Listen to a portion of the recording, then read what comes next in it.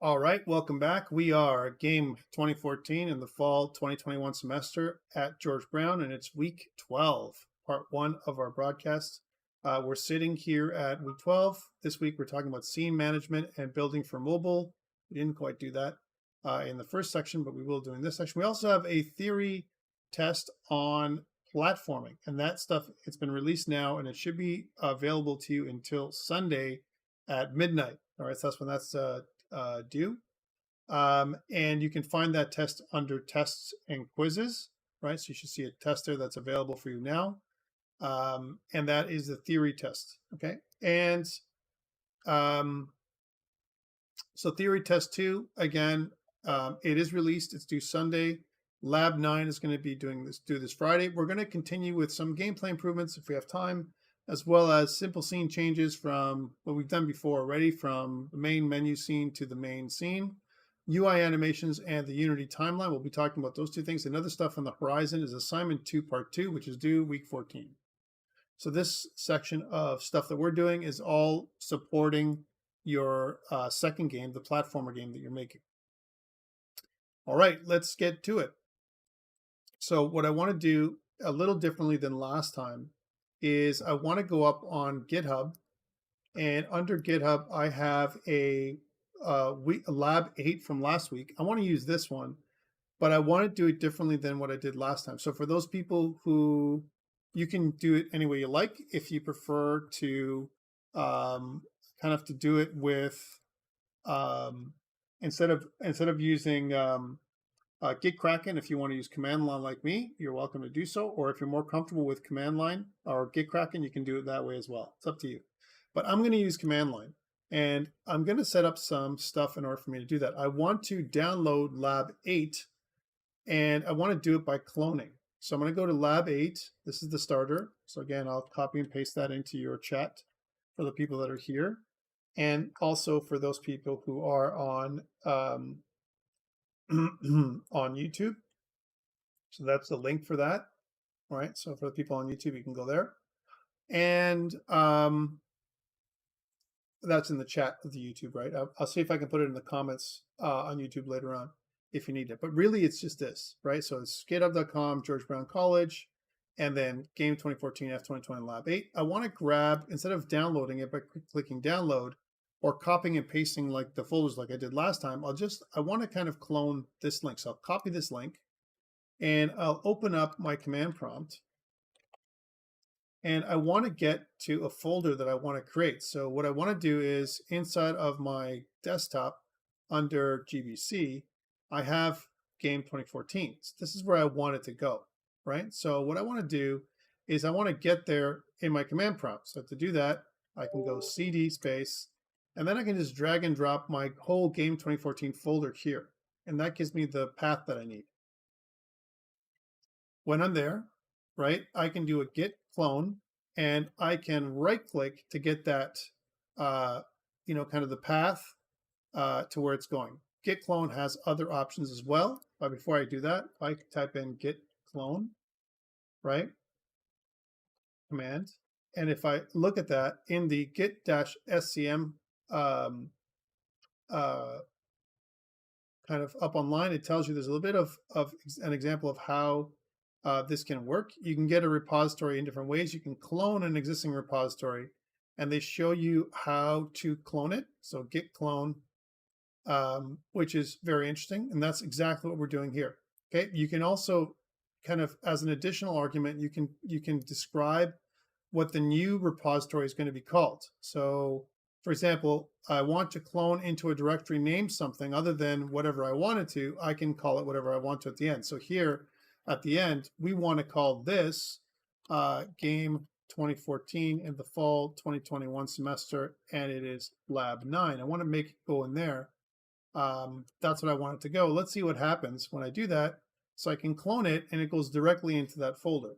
Now, if I do a directory, you can see I have a Lab 9. What's in there? So Game 2014, fall 2021, Lab 9, and then let's do a directory. You can see that I have everything that I had from before, right? What about if I wanted to edit the Readme file from command line? How do I do that? Well, a lot of times I can type code and the name of my file I want to put in. So let's say my readme.md. Code is Visual Studio Code. So if you have that installed, if you don't have that installed, you won't be able to do this. Right. So again, 9. How about doing this right? Come on. Wow. Really slow. All right. That's just me. Me being really slow. Okay, cool. So I've modified this and I've got my package and I'm ready to go. So now I can open up Unity and I can go open and I can look at GBC 2014 and go into lab 9, which is what I'm calling this one, and click open. Now this will take a little longer than normal because it's regenerating the library folder.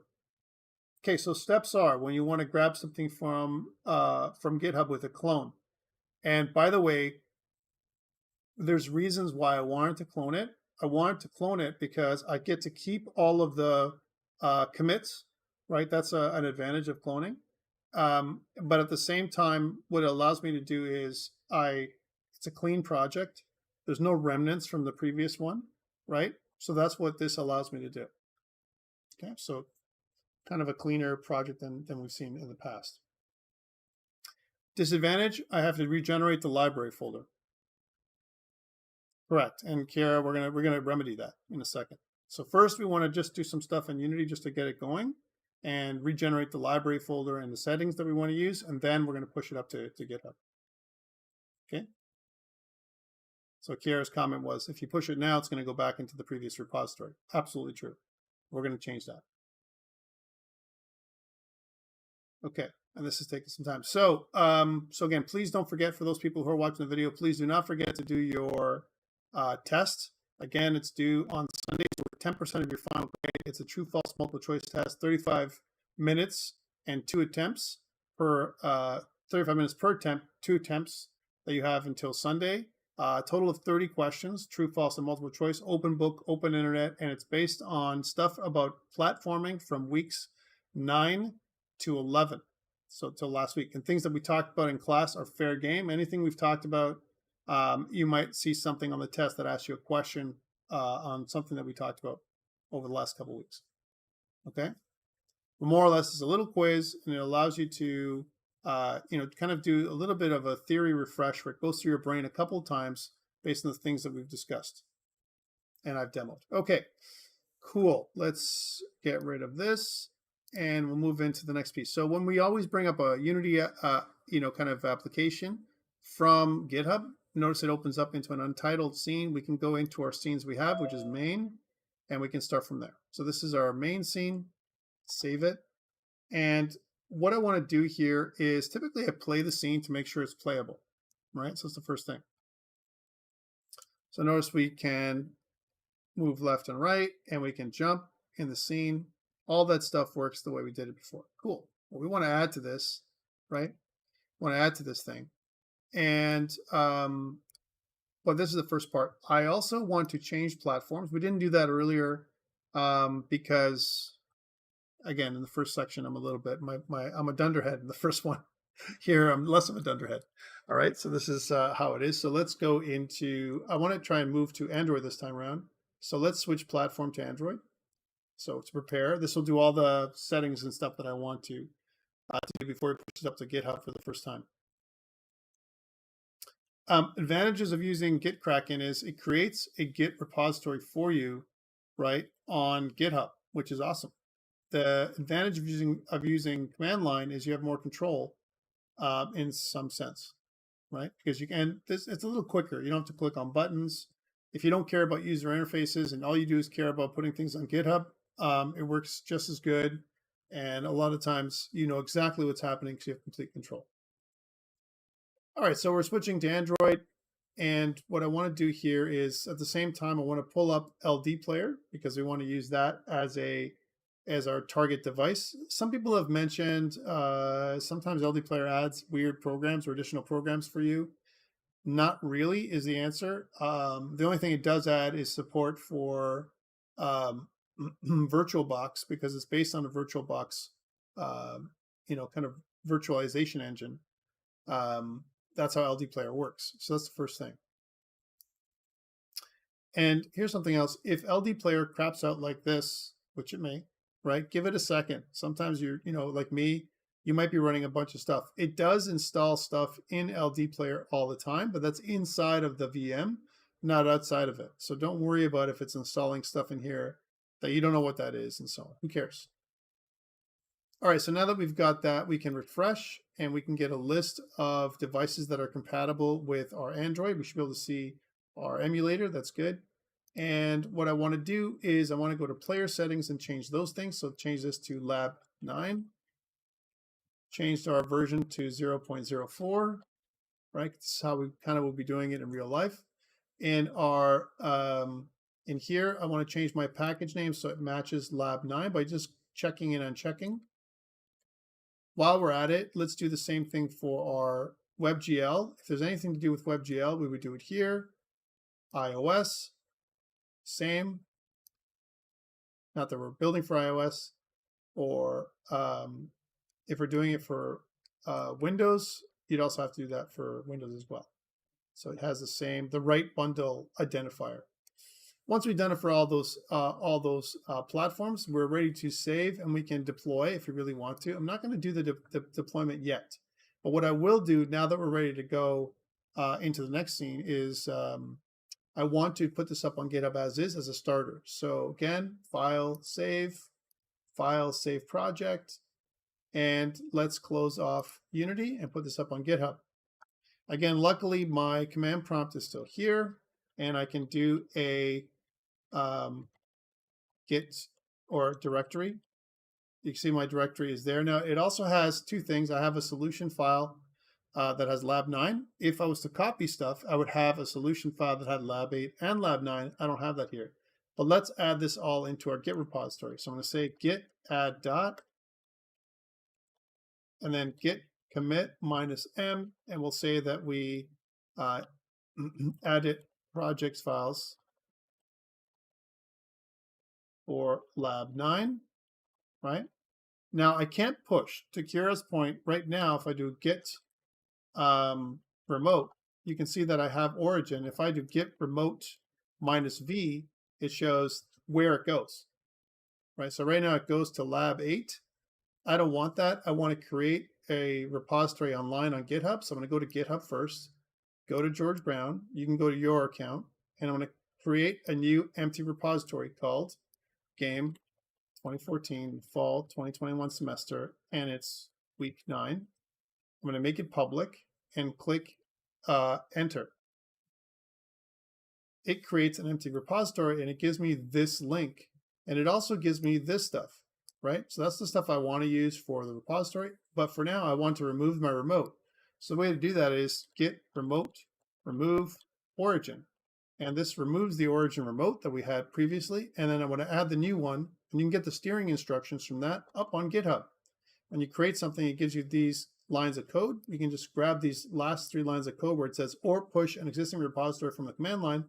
We can copy these, so copy, and then if you right click in your command prompt, it pastes them in, and if you press enter, it pushes it up to GitHub.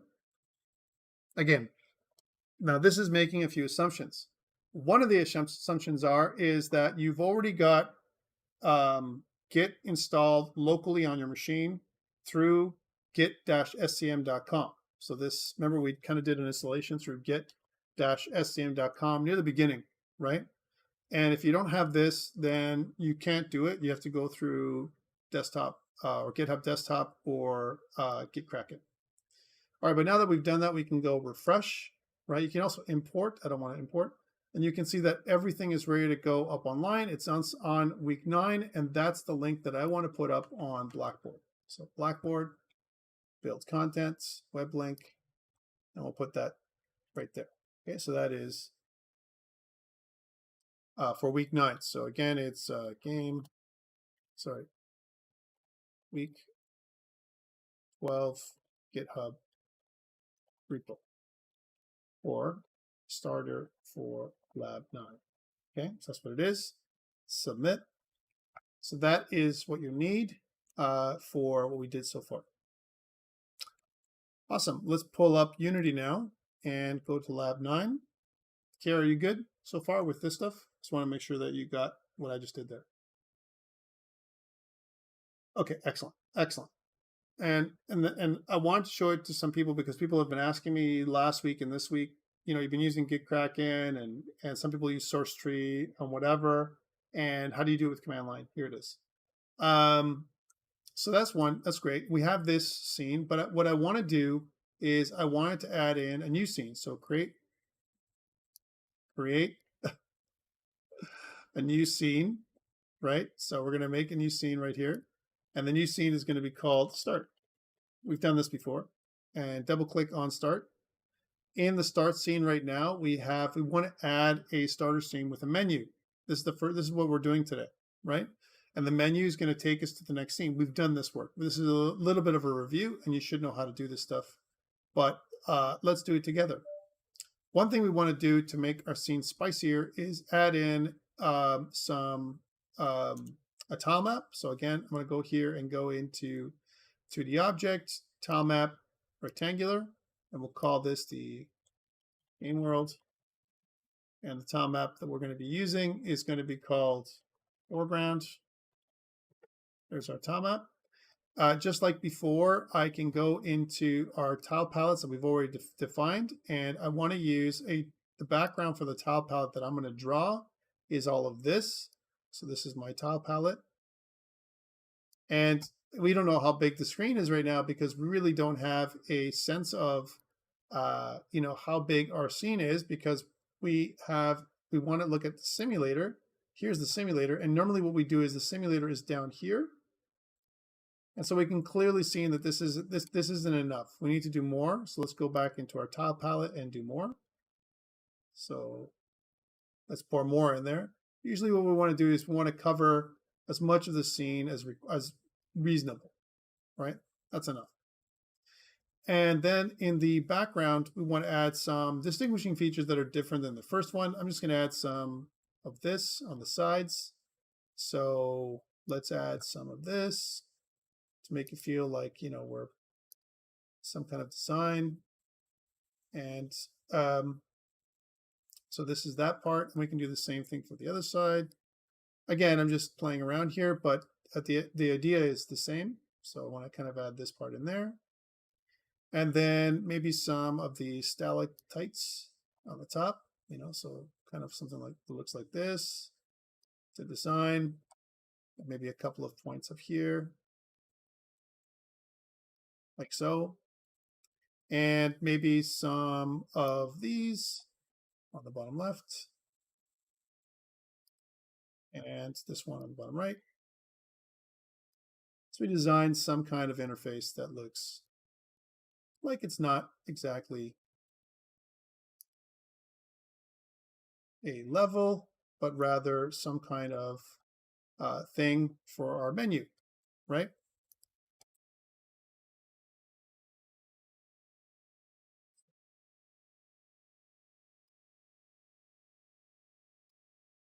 Again, more extensive than I did in the first class, but with that. Kind of looks like this. Yay! A platform with some stuff. And this is the first part of the scene.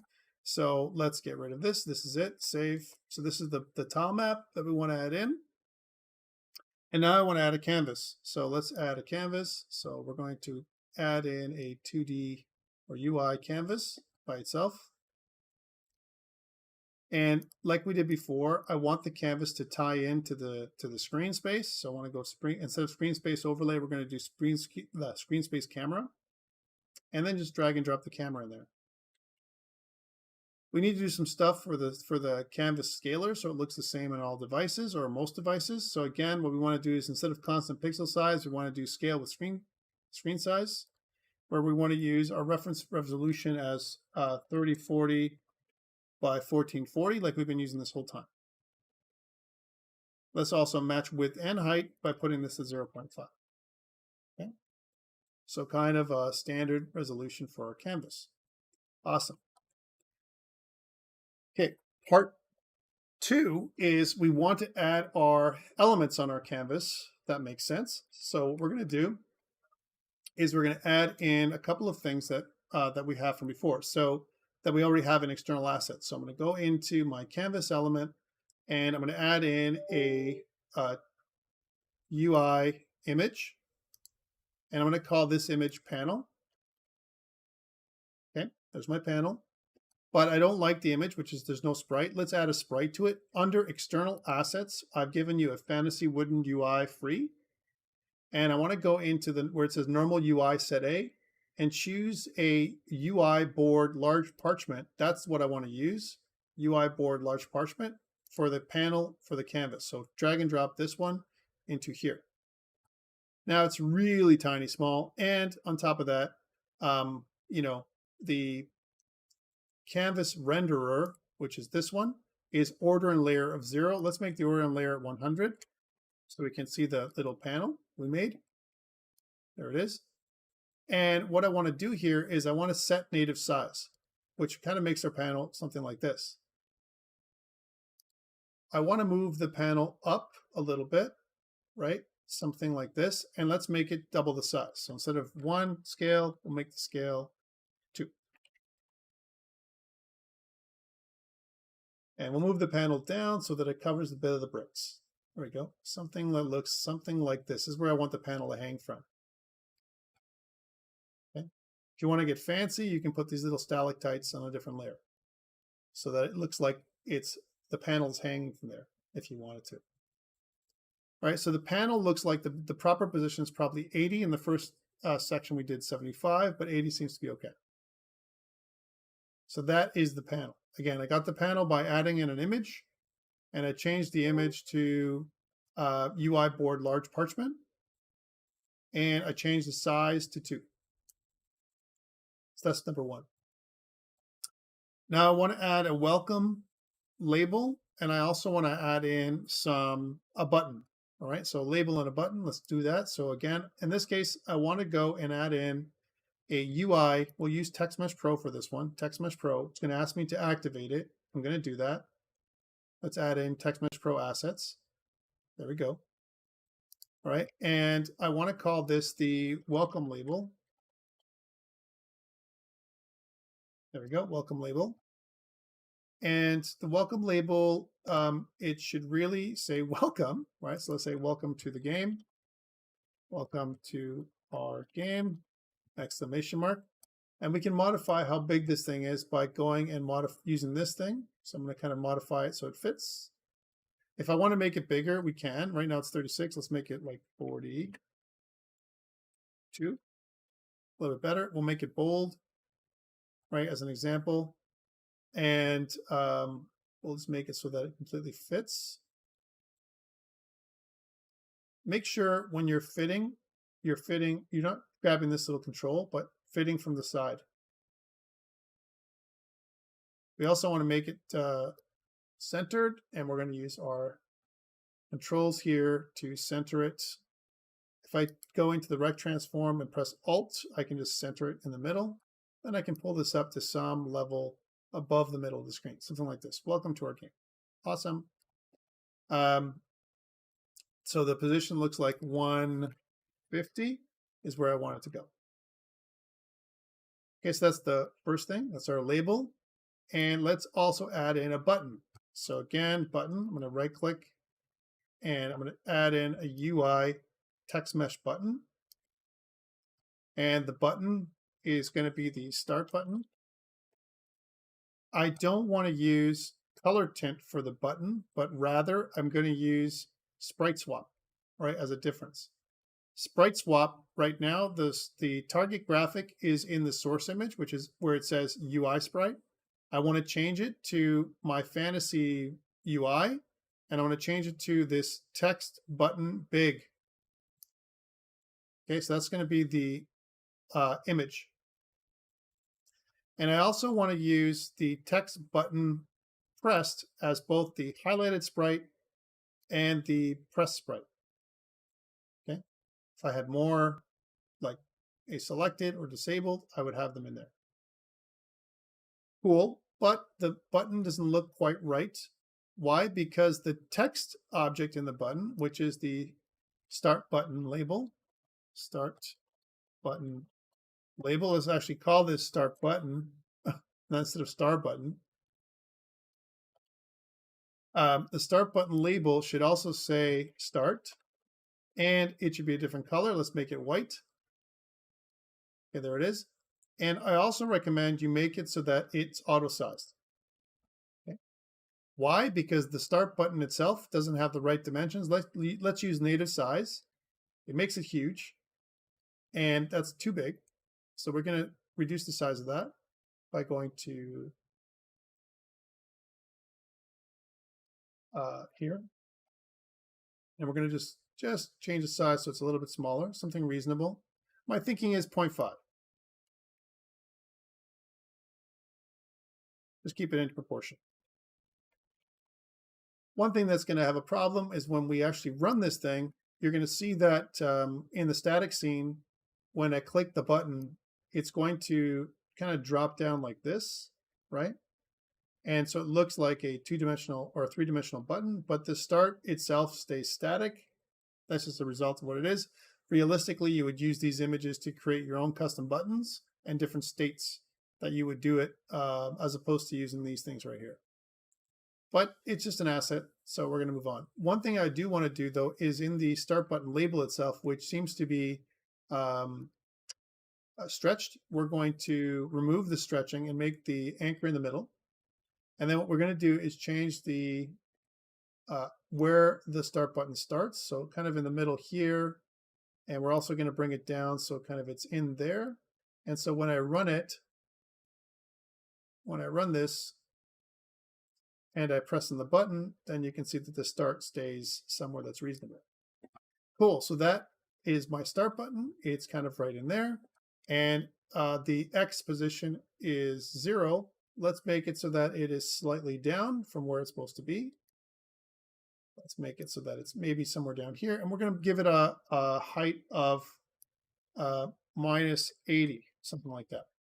Okay, so 80 and minus 80. 80 for the label, minus 80 for the buttons, just so we know that where everything is. Cool, let's wire up the button. This is all review from what we've already done. To wire up the button, we need some kind of, we'll call this, we'll make a game controller again. So new thing, we'll call this game controller. The game controller is going to just be an empty. Well, let's make sure that we reset it like so. And let's add a new script for this one. We'll call this menu controller. So a new C# script called menu controller. And the menu controller script, we're going to drag and drop onto the game controller object.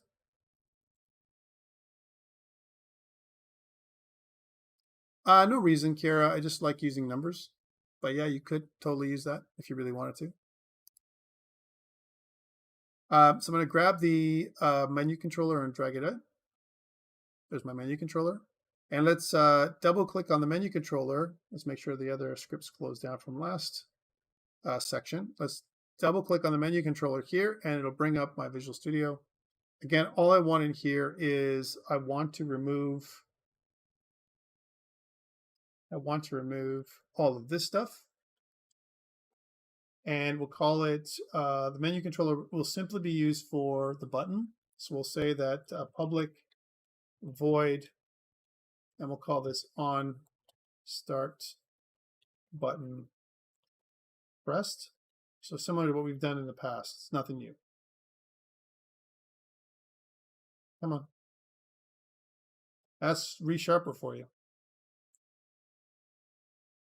All right, there we go. So on start button press, what do I want to do? I want to use my Unity Engine scene management. Okay. And scene management will allow me to use a scene switching method that we've used before. I'll say something like scene manager dot load scene main. Again, main has to appear inside of the scene, inside my build settings in order for us to do this. So let's fix that.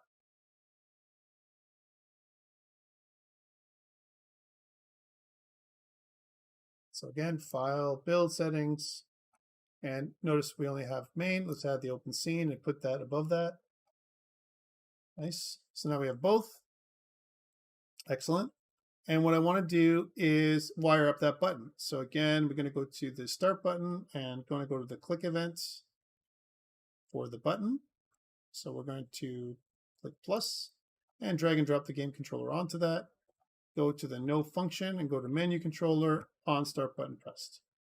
And let's test it out by running it.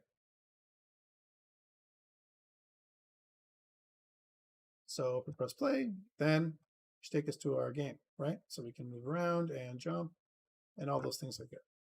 Awesome. So that is good. Let's file, save project, and let's exit and push it up to GitHub. So git add dot, git commit -m, and we'll say added simple menu scene. Git push. So it doesn't do anything, and our menu is really bland. But what we want to do instead of this is we want to add additional functionality, right? But maybe not additional functionality, but rather interesting effects. I definitely want to add in a couple of new things, some soundtracks. Okay, so let's add in some soundtracks to our scene, right? So again, I did this in a different order in the first, section, but that's okay. Let's add a new folder. We'll call it audio. And this is where I want the soundtracks to be in. Okay, and I want to contain the soundtrack in my game controller. And so let's do that. Let's get some soundtracks. On your Blackboard, I have a platformer music from OpenGameArt link. And if I go to OpenGameArt, it opens up to this. So there's a couple of soundtracks we can use. Let's listen to this one.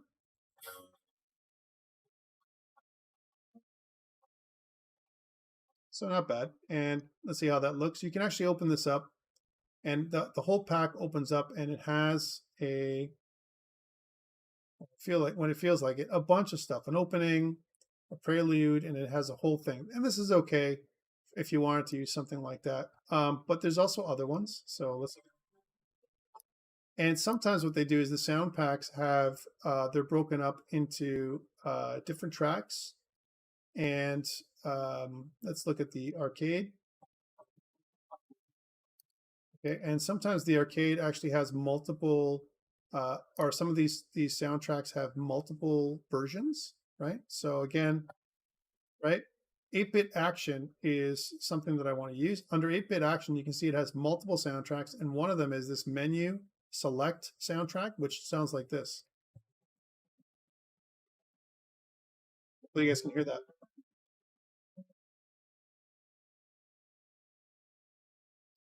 All right, so let's borrow from OpenGameArt. So that's where it's from.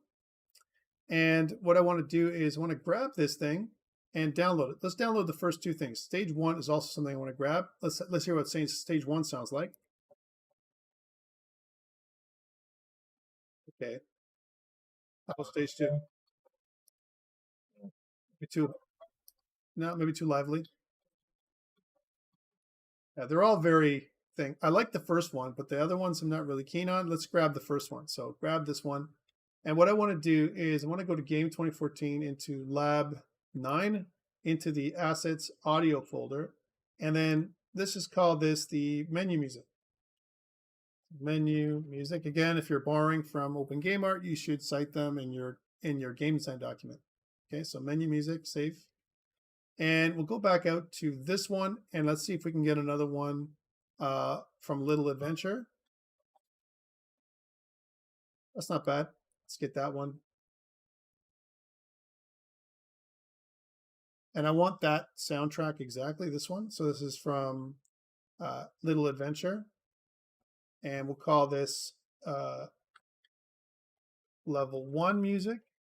That's the only music. That's the only level we have. I called it main music in the first section, but I've got both of them right now, and good. So let's go back into Unity and attach those into our scene. So again, what we want to do normally when we attach music, as you've seen before, is in the game controller. Let's add in an audio source, right? And in the audio source, we'll drag in that clip that we just got for the menu music. Drag it in. There it is. And we'll do the same thing in the second scene. So let's go save the scene, go into scenes, go into main. And in the game controller, let's add another audio source, right? and we'll pull in the clip from that one. So again, the audio clip from the level 1 music. Awesome. And if I go back to the scenes for start and we play, we'll see the music come in, right?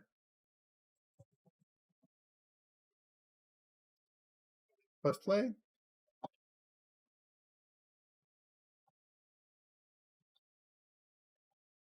Nice. So that's pretty easy to do. Other things we didn't do is we didn't add any kind of sound clips for the jumping. And I'm going to do that here before we move on. So let's do all that. So let's go into this. And what I like to use is a tool called Chiptone for this. So if I search for Chiptone, there's Chiptone by SFB Games, right? And it's here. Again, you may have used something like this earlier. I'm going to put this link on here as well. So under web link, I'm going to put in Chiptone audio clips, audio clip creator, and it's online. So submit. So what does this sound like? Well, I want to make some kind of jump sound. That's pretty good. Let's download that. So sound, save wave, and under assets, audio, right? I had a music. Let's make a new folder in there, and we'll call this new folder impulse sounds. Right, so impulse sounds will make this, we'll call this thing the jump sound and save it. There we go. Going back into here, in my audio now I have impulse sounds. Let's make another folder here just for more organization. We'll call this music. And we'll grab menu music in level 1, put them in there. And no, that's not what I wanted. Grab those two things and put them in there. There we go. And save. Awesome. So impulse sounds, I have this jump sound, and I want to use this jump sound when my player jumps, and I want to do that inside of my scenes main. So when player jumps, I want to play that sound. That means I want to attach that to the player object. So here's my player. And again, there's different ways of doing this. You can also activate sounds in different places. But I want to add this component, which is an audio source, to my player. And it's a prefab, so we're going to have to modify this in a second. Impulse, jump, put that in there. Awesome. We don't want to play that on awake. Cool. So what I want to do is in the player, let's push this to the prefab. And then the prefab folder for the player, because I like my stuff being organized differently, I want to push this one up 1 to there. That's a glitch. There we are.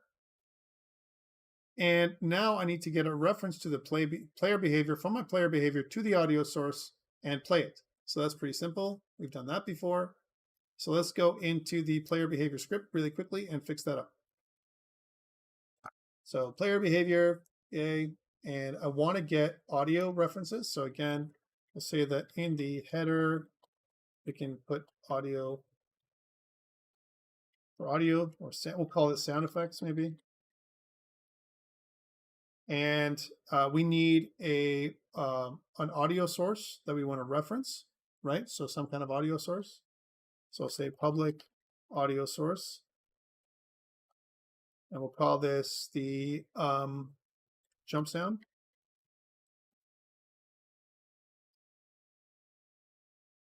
And in the start, we'll just make that connection. We just want to see it inside of the inspector. So again, we'll say something like jump sound equals to get component, and then we want the first audio source. What if I had more than one? I would get a reference to an array of audio sources and pick which one I want. Okay, I can do that. So this is the audio source that I want. Awesome. And then what I want to do is when I'm jumping, and only when I press the jump button. So remember that the jump button happens when I do this. So only when this is happening, when I'm in the air and I am jumping, is the only time I want to play the the jump sound. But I only want to do it not when I'm falling, right? I don't want to play it when I'm falling, but only when I'm physically press the jump button. So when I press that jump button is what I want to do it, right? So when I do this, if is grounded and my jump is happening, right? So that's what's happening. I've pressed the jump button. I want to activate my audio source for the first time, right? So not when this is playing, because this plays regardless of if I'm falling or if I'm jumping. Okay, that's when this is happening.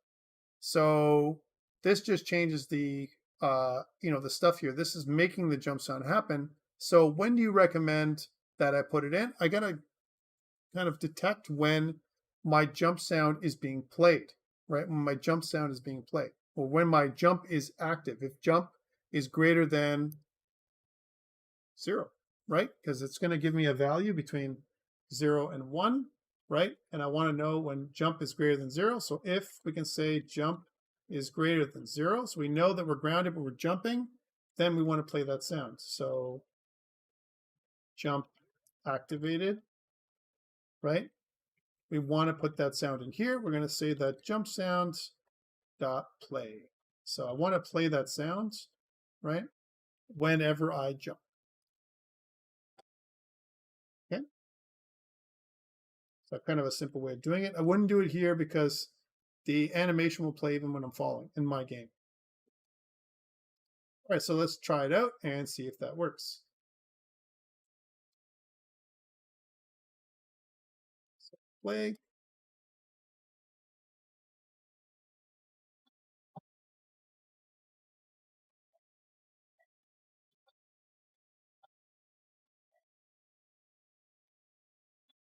Pretty good. Okay, a little loud, especially with the background sound. I found that the game controller, the audio source for the level 1 music is kind of loud. And a lot of times I like to cut that down right to 50%, right? So that's something we can do something right in the audio source. So again, if I play this, you can hear it right in there.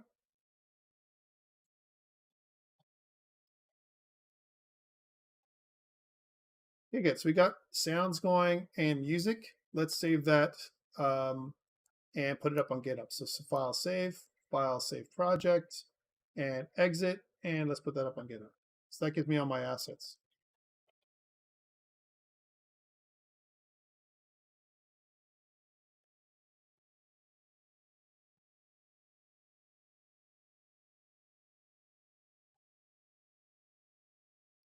All right? Sound and music and all that stuff that we added in. Wonderful. Okay, great. Let's bring us back into Unity. Questions so far? I've added some sound, I've added some music, and it's pretty straightforward.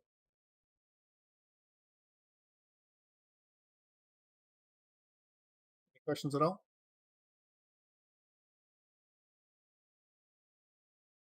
All right, awesome. So that's great. So I want to go back into that scenes and we can do better, right? So in my start scene, we have this little menu, yay, but it's really boring and it's actually quite, you know, it's really nothing that's great, right? So here's what I want to do. There's a couple of ways to do some animation here. I want to animate my panel that comes in, and I want to animate my welcome. My welcome is going to come from the right, and my start button is going to come from the left. Now, there's a couple ways to do this. One, with the animation, by making an animator for each object and making a clip for each object. And the other way is using the timeline. We'll do both so we can demonstrate both things. Okay, let's put the simulator out here for now. Awesome. Okay, and we'll switch to, from the simulator, I'm going to switch to just to game for now so I can make sure that this is good. I want to go to the proper aspect, so 3040 by 1440, just to demonstrate how this is going to look inside of something like a Windows build or something like that, something like this. And so we can test this rapidly, and then we can go back in and deploy it to Android later. Okay, cool. So back to the scene. So what I want to do is this. I want to pull we know that this whole panel stops at 80. We know that this position is at 150 and the start button is at minus 80. Those are all the positions. What I want to do is I want to pull my panel up out of the scene like this. And what I wanted to do is when the scene starts, it's going to come from here and it's going to stop right there. That's what I want to do. Maybe we'll even add a bounce, okay? But that's what I want to do. So how to do this? We can do it programmatically, certainly, but we don't want to do it programmatically. We want to activate something on the timeline or the animation, or use an animation clip to do this. So a couple things to do. Let's add in a new, so we've done, sprites. We've done sprite animation and sprite tile maps. This is not really, for a sprite animation where I'm animating a player or an enemy. I'm animating a UI. So I could do another folder, and I think I will do that. So create new folder. We'll call this the animation folder. And under animations folder, I'm going to add a new folder called for UI, right? So UI animations. That's where I want to put it. And I want to animate the panel first. So I want to add a series of animation controllers. Let's bring in our animation window. So under window, you can go to animation, control 6. And I want to bring this animation window down here below the my scene. Okay. And what I want to do is for the panel, right? Once I click on a game object, it tells me here I can create an animation. So before, what we did with the animations is we had a series of frames, we dragged them into the scene, we made an animation. Okay, here we're doing it differently. Here what we're going to do is instead of that, I'm going to create a animator and an animation clip. Let's do that. So click create. And in the UI animations, I want to just put in a new clip, and we're going to call this the panel entry clip. It's going to make two things: the panel controller, panel animation controller, as well as a panel entry clip.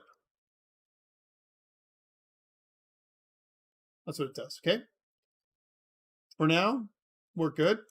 I'm also going to do the same thing for, just in preparation, for welcome label and start button. So welcome label, again,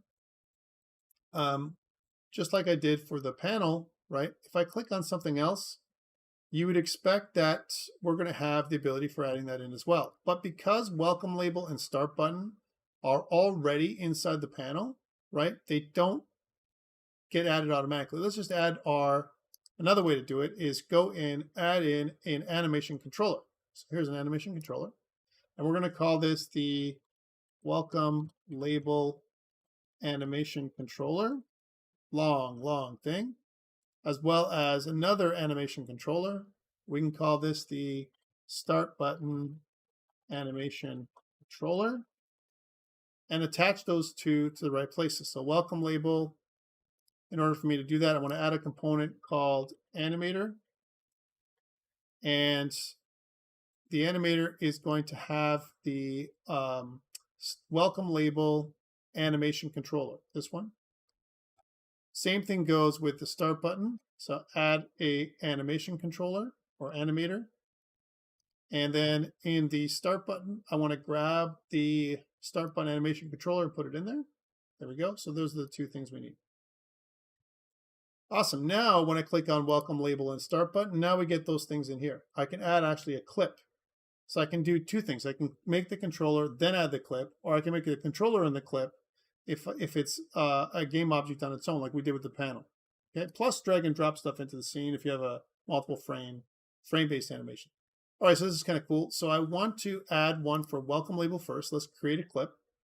And inside here, we're just going to call this the welcome label entry clip. So welcome label entry clip. Okay. I could have also created it by hand, like so. Like I can add it in, then the reason why I did it this way is because it actually adds it into the welcome label animator controller. See? There's that entry clip. Okay.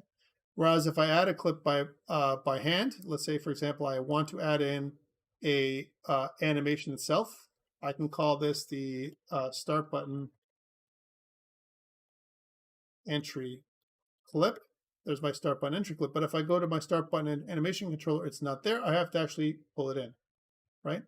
Again, different ways of doing the same things, okay? but I did it because I need all of these anyway. So in the animation version, if I'm going to use the animator version, then what I want is when the panel comes down, I want to record the clip.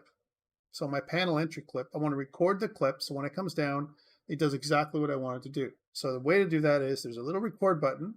We can click onto it. It shows red here. And then in order for you to tell it what you want to change, just move it a little bit. If you move it a little bit, notice I went to 1708. It was probably at something like 1700. That's where it was before. Let's leave it at 1700. And that is the first keyframe. So notice that it goes right here in the first position in this animation, kind of area, all right? And the dope sheet. Yay. All right, so how about if I want to move it? Well, then let's use the scrubber, and let's think about out of the time frame. I want it to take about 30 seconds or so, right, for me to be able to drop it into the next position. So again, I move the scrubber first and then drop this in to about 30 seconds. And I want to make it go so it goes to about, on the right side, 80. That gets saved inside here. And then I want to stop recording. So now if I go back and I scrub back, you can see that in 30 seconds, it does this linear motion from left to right. That's one way of doing it. And if I play, it's going to do that forever. And we don't want that. We want the panel animation controller. So when I go here, we don't want this to be looping. That's number one. And the speed is really quick too, like super fast, right? So in the panel entry clip, we definitely want no loop time. Same thing with the start button clip and the welcome label clip. Make sure no loop time is on any of those. Okay, let's try that again, and let's see if it's what we get now. So again, within 30 seconds, the panel flashes down and it stops. Pretty fast. If we want this to be slower, then what we can do is we can go into the panel clip, the panel animation controller, and let's go into the panel clip itself, the panel entry clip, and let's change this speed from 1 to, let's say, 0.5. You can do that. We've done this kind of thing before. So again, if I run it, now you're going to see it's going to go half as fast, right? Right? Pretty good. And I want to do the same thing that we've done so far. When this moves down, I want to change the welcome label to come in from the right and the start button to come in from the left. So in order for us to do that, let's move the label on the outside. So something like way over here. We don't want it to be outside of this screen right here. So again, my Y position is 150 and my X position will be something like 1100. Similarly, if we want to do the same thing with the button, let's move that button to the other side. So move that way over here. Again, outside of the limits of the screen. Let's move that to 1100 as well, just so that it's the same. Okay, so moved it off to the side. And then, just like we've done before, let's start with the start button. Okay, so I want to move the start button in, but I want to time it differently. Let's say, for example, we want to make it so that it's going to take a longer bit of time. So instead of it being 30 seconds, right, what I want to do is let's make it take 40 seconds. So not quite, or 40.4 seconds, not half a second. This is 0.4 seconds. All right, so this is 1 second right here. All right, so 0.4 seconds instead of 0.5, it's going to take, let's say, 0.8 of a second, 80%. Okay. So let's record. Again, what we want to do is record the initial position. So we want this to be negative 1100. That's the first keyframe, right? And then we want to move the scrubber here by dragging it to where we want. So let's say something like 0.4, right? And then move it into position.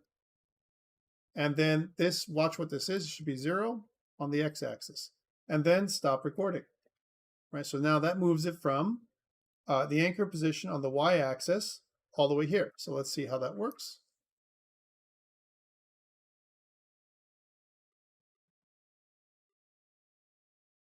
Man, I thought we took off loop time. What the heck? Well, we redid the clip, didn't we? Even though this is off, we're going to have to make sure it's off again. It's the same thing with this. So now we're here. We're going to record. We're going to start off at somewhere over here, like 1100. And then once we got our first keyframe, we're going to scrub over. And let's say this time, instead of 0.4, it's going to take even longer, just from a difference, let's say 0.5, or this is higher up, closer to the 1 second mark. So that's where it's going to be. And I'm going to move this into position 0. Okay, stop recording. And let's try it out. Make sure that the welcome label clip is not loop timed. And let's just press play.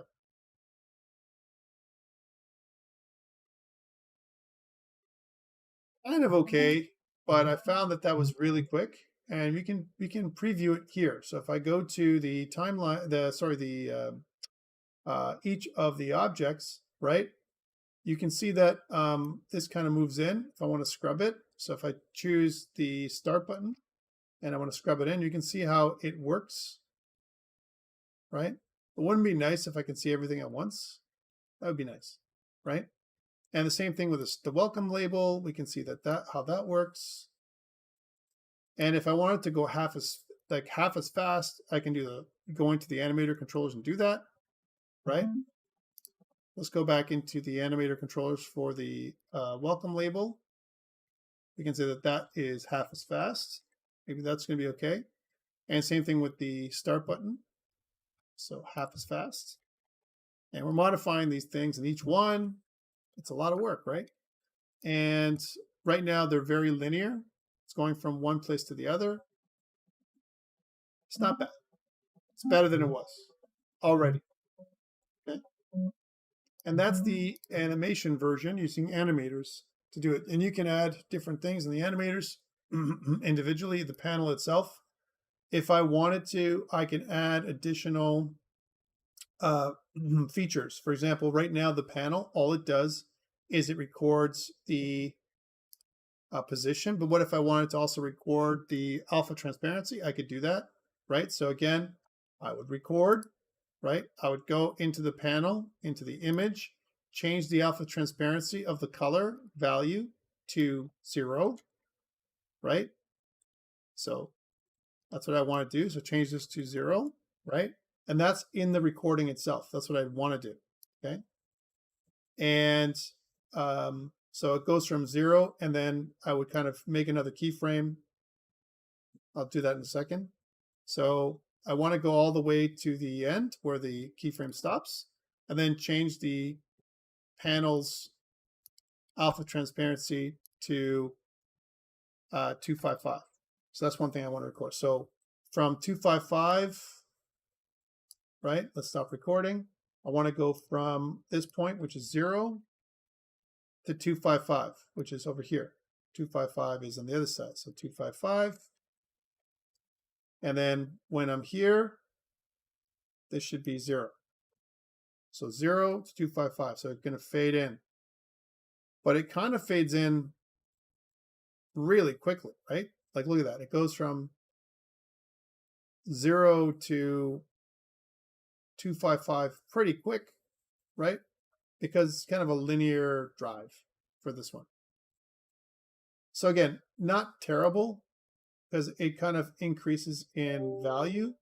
But even if I do, and it says the image color alpha for this thing, right, that comes into play, you can see that it's not great. And if I was to run this thing, we could adjust it so that it stays by adding another keyframe, right?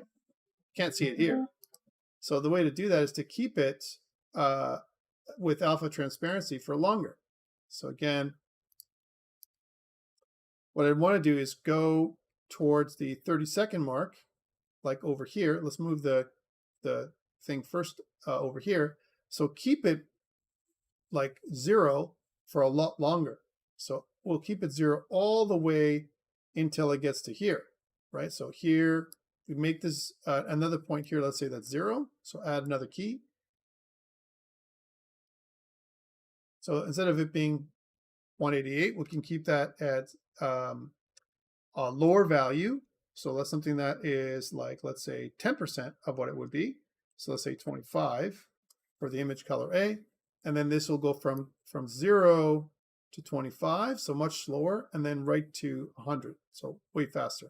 Let's see if that works a little better for us. We're not really seeing it here. Again, trying, but not quite exactly what we want. So not bad, right? And I wouldn't mind if we had the sound it's pretty loud. So I could go to the game controller, like I said, and maybe make that volume 0.5. All right, so again, it would start off, but it would be nice if we could just vary it, right? It is. Right, so remember what we're doing is in the panel for the color, right? We're going from 0 to 255. We could go from 0 to 1, right? 0 to 1, we could do that. And then we can change these values, right, from 0 to 1. So we can say that from here we're at 0, and here we're at 1. And then here we're going to be at 0.1. Let's do what you said. So it's 0.1. So that's probably what it is. It's linear. So we're going to go from here. It's going to gradually fade in and back. It's going to kind of from here to here. It's going to go really light. All right, let's try that out and see how that works. Right? Better. So again, is it good? Yes. It's not bad. And this is something you can do with the animator, but there's a lot of little things you got to click all at once. File, save project. And let's kick this down and push it up on GitHub. All right, so again, going back to here, git add dot, git commit -m, and we'll say added simple animations to UI or menu. Or just put menu UI, how about that? Menu UI. Okay. So what are your thoughts so far about Git on command line? What are your thoughts? Git command line versus Git on using Git cracking. What are your thoughts? Faster, better? Would you use it? Do you care? What are your thoughts? You're seeing me how fast I am compared to when I was using Git cracking. Git cracking, I got to load it up, got to look at it, take a look, click onto it, wait for it, select the files. Like there's a lot of things to do. Here I can do everything in a few steps, right? That's why I prefer this, right? But I do it for you guys because a lot of times we don't really learn about Git and GitHub until way later, and some people aren't comfortable with it. All right, cool. So this is okay, right? We've done this stuff here, and this is fine. But I would love if we had control of everything all in one. And this is where the timeline comes in.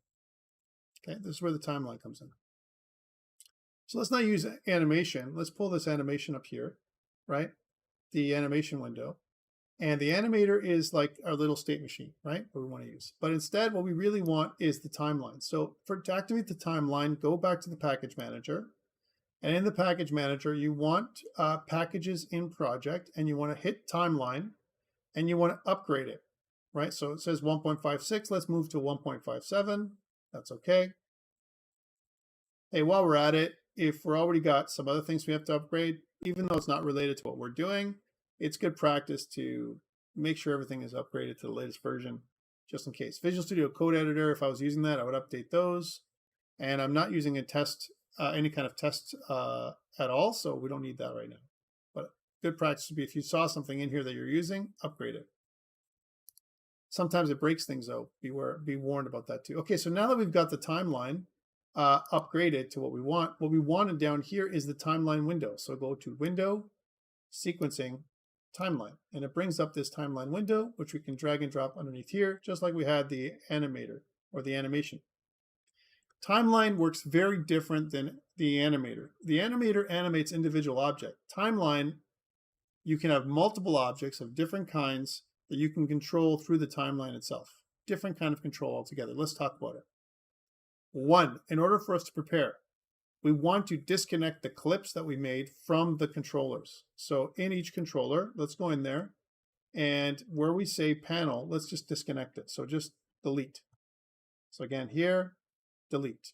And here, delete. But don't delete the clips. You don't need to. So if you ever want to go back and use those same clips again, you can. You probably won't need to, but you need the animation controllers and everything you want to control with the timeline. That's number one. Next. All right, so let's save that. So next, what we want to do is we want to control everything with the timeline, not the animator. We're going to do it again, second time in a row. But in order for me to do that, I want something like a game controller, an empty object. We're going to call this empty object timeline. Okay, let's reset it so it's 0. Good practice. Same thing with the game controller. That should be 0 too. And what I want to do is when I click the timeline, in the timeline window, I want to click create here, which adds in a couple of things. It adds in a timeline playable, all right? But this timeline is specifically for our menu. So I'm going to go into assets. Let's make a new folder called sequences. And inside my sequences, I want to add in my timeline. This is for my start menu timeline. And that's what this is. So it creates inside of the sequences folder a start menu timeline asset. The start menu timeline asset indicates that frame rate is 60. You can change that frame rate for the entire timeline. Okay, that's a good advantage. Also, we can also, in the timeline asset, it creates something called a playable. And the playable is what this thing is right here. Just to get more information on that, I have Unity's timeline up here. So if you go to the timeline, about timeline, it's up here. Please make sure that you hit 1.57 because that's the one that we're using, right? And it talks about what the timeline is. It actually allows you to modify more than one object at the same time. So notice I can have motion, I can do an audio track, we can change, activate and deactivate objects. We can do a bunch of different things. Okay, so that's what the timeline is for, where we modify a bunch of things at once. It doesn't replace the animator. It kind of, I don't know, complements it. Let's take a look.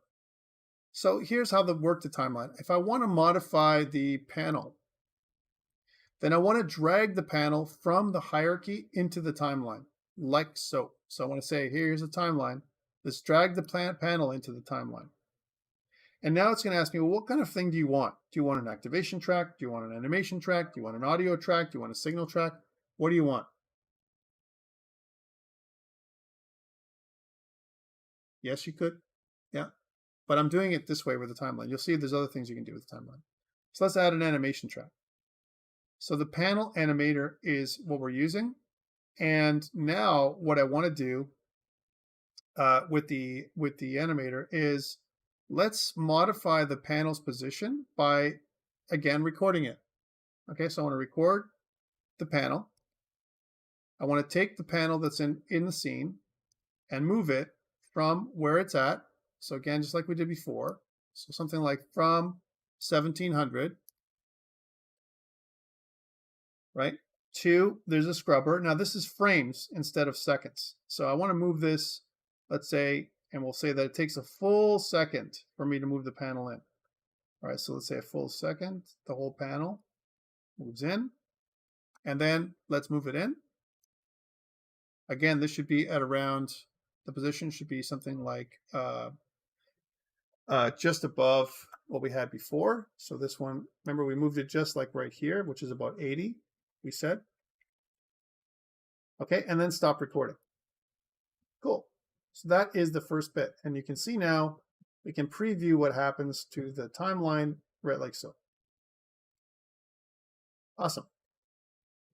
Let's do the same thing now with our welcome and our start, our start button. So again, I'm going to grab, I'm still in the timeline. The timeline is still here. I want to grab, drag and drop the start button in there. Add an animation track, record. And I want to grab the start button. And again, where it's 1100, so do 1100 first. So negative 1100, negative 1100. And then notice that I'm starting at the edge. So when this thing is down, that's when I'm starting. So that's a difference with the animator. You can do it, but it's a little bit different. So in other words, I'm starting at 60. And then when it comes to about 90, so a little bit quicker. So from 60 to 90, I'm going to move the start button into play. So I'm going to move back to 0 and then stop recording. So now I can scrub those two things, right? And you know what? I want to start a little bit later. I want to start at 70 and I want to end later on with the welcome label. So again, welcome label, grab that in, drag it up and down, add an animation track, start recording, get the position of the label, right? Should start at 1100. And what we're going to do is we're going to move this into just past 90. So instead of 90, it's going to move, let's say, to about 100. And we'll move this back into this place here like this, slightly delayed. This should be 0. And we'll stop recording. So now we can look at that whole thing. So boom, boom, boom, boom. Okay.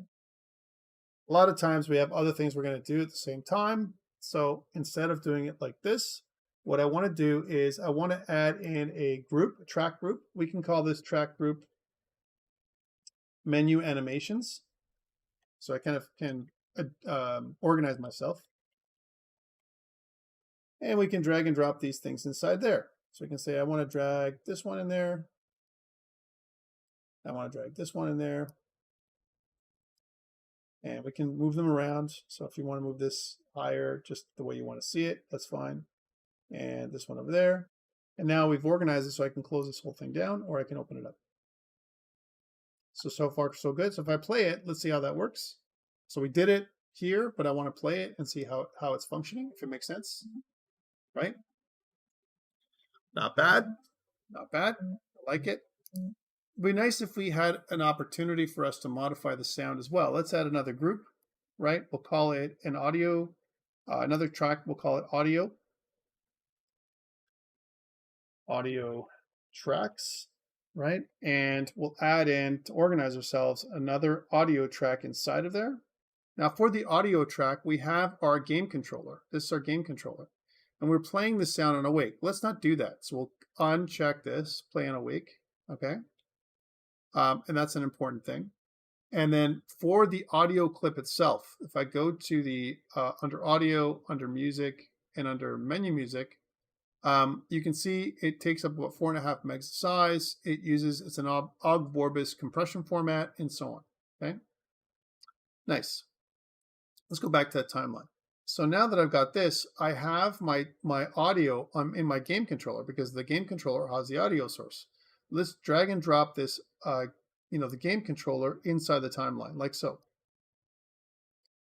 Then what I want to do over here is I want to right click and I want to add from audio clip. And it tells me where. Well, I want to add the menu music. And that's what gets added in here. So again, remember in my game controller, it's not checked on, but I'm controlling it with my timeline. I can click this on and make it go.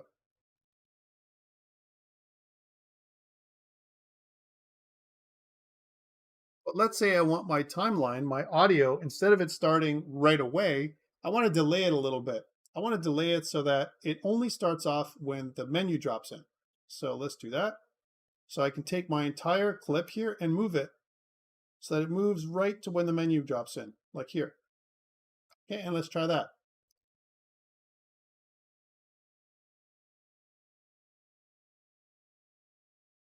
Right? It's even better now. And it'd be nice if we could crossfade this thing. It'd be really nice. So if I click on the actual clip, you can see what the volume is. So the volume starts off, it goes to 1. right? And what I can do is I can make it so that it doesn't start off with 1. I can also crossfade it. I can ease in. I can, let's say I want to do 10 frames of easing in. Okay, so that's what it does. So it eases in for 10 frames. And I also want it to, again, I'm clicking on this clip in order for me to do that. I want the volume. One thing you can do is you can actually change each of these curves, right? And let's first see what happens with this fading in stuff. Does it do an ease in? So again, go into it. It's hard to see, but it goes vroom, right? And maybe 10 frames isn't enough. What if I wanted to make it more dramatic? So let's say I want to do it over 60 frames, right? So that's how I want the ease in duration to be. So 60 frames of ease in duration, right? So let's change that. There it is. And let's press play. Let's see what that does, right? So it eases in, right? A little bit of easing. We can do that automatically and it kind of creates this linear curve. But one thing we can do with timeline is we can modify all the curves for everything. Example, I want this thing to come in and bounce back up. What we have access to if you click on the curve is you have the actual motion curve for all this stuff. Okay, this is amazing. And I mean that in the most nicest way. And the reason why this is amazing is because right now it kind of goes from the original value over time. So this is your time and this is your distance. We can see that it is at a specific distance. And then if we were to go down here, we can make it go down to the bottom. And the bottom would be the place where we want to be, right? So the distance and time. So distance would be something like 80 and time would be something like 60, right? So what if I wanted to bounce down below, let's say where it is right now, and then bounce up to that position? Well, then I can, anywhere on this curve, I can double click. I can add another point, another keyframe, and I can pull that below where I already am to here. So this would be how it looks, almost like a little bounce. Let's see how that looks now in the timeline. Right? Little bounce, just a little bit of that. If you want to make it more dramatic, you can add more.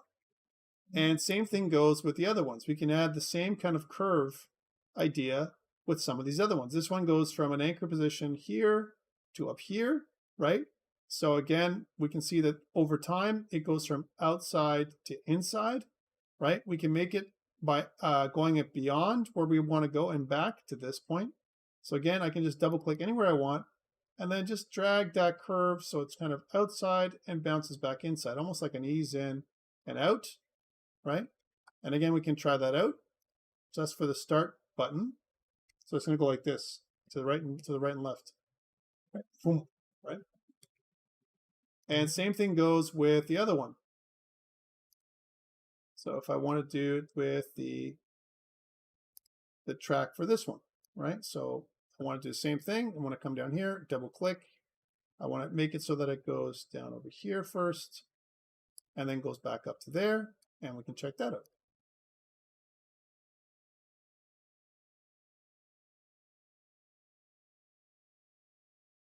Even better so far. And what about if I wanted to add in, what if I wanted to add in alpha transparency? Well, that's no problem, Tom says, because we can do the same thing. So in here, in our curve, right, notice that we have these properties, right? And again, one thing I would love to do is if there was a way of, quickly adding a property that we want to modify, that'd be awesome, right? There isn't a direct way to do this, but what we could do is what we did before. We could click on the panel, right? So again, timeline, we're clicking on the panel for the timeline, this one. And what we want to do in the panel when we're recording, so when I'm recording the timeline, I can click record, I can grab the panel, right?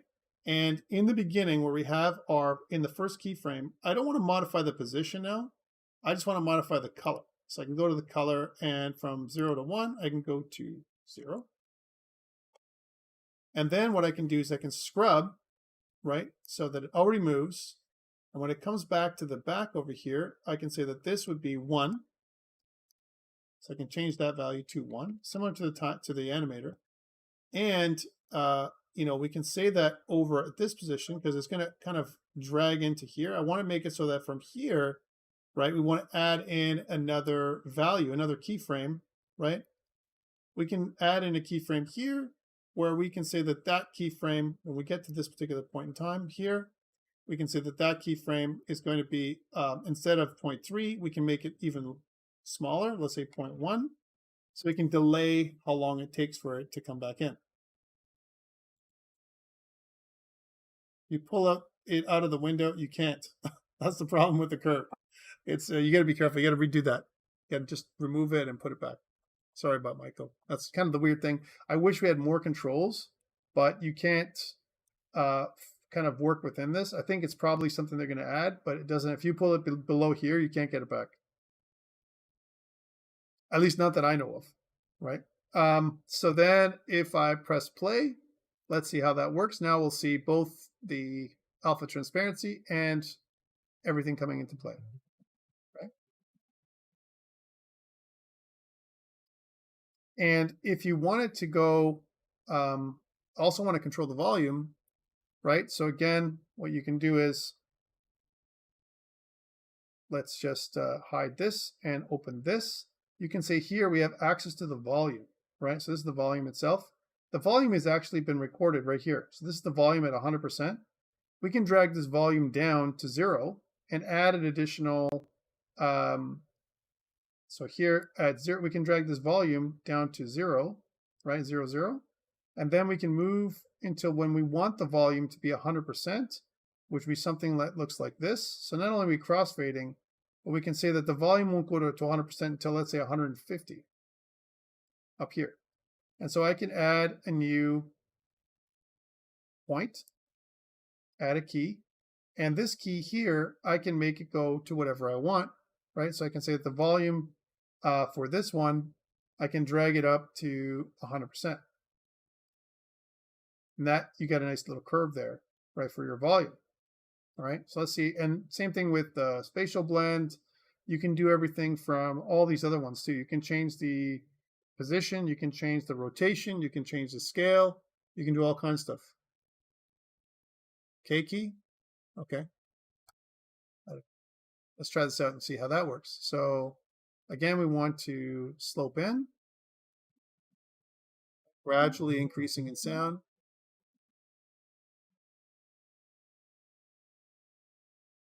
Oh, and then if I press the play button, we're into the next scene. So the same thing we can do there now. So now that we know those techniques for the timeline, so questions around the timeline.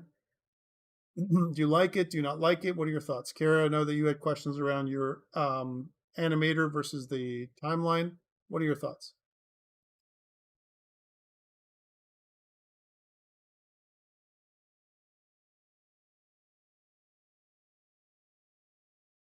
Yeah, I think so too. I think what it does is it doesn't replace the animation clips or the animator, but rather it works with them. And the great thing about it is you can control a bunch of stuff all at once, right? So things like, for example, an event that takes place. Okay, let's go back and add some more details here. So let's go back into the scene now. So scenes, and I want to go into the main scene, save this one. And then what I want to do in the main scene here is I want to do the same thing with the timeline. Let's add a new timeline. So timeline. And I've got my timeline. I want to create. So in the timeline window, I want to click create. It's going to ask me what timeline do I want to create. I want to make that, put that inside of sequences. And I want to call this the level 1 timeline. Now, timelines can be used for a lot of different things. For example, I want to make a cutscene, and I want to move things around in a cutscene. I can activate clips with it, not just, for example, if a clip exists, I can make it activate without a button being pressed automatically with no code, right? So that's one thing I can do. But here, like we did before, I want the game controller to be an audio clip. So again, I want to make a new group. Maybe I'm going to have other things. Track group, we'll call this audio tracks. Okay, here's my audio tracks. And let's add a new audio track in there. There we go. And in the audio track, what I want to do for the audio track is drag and drop the game controller in there.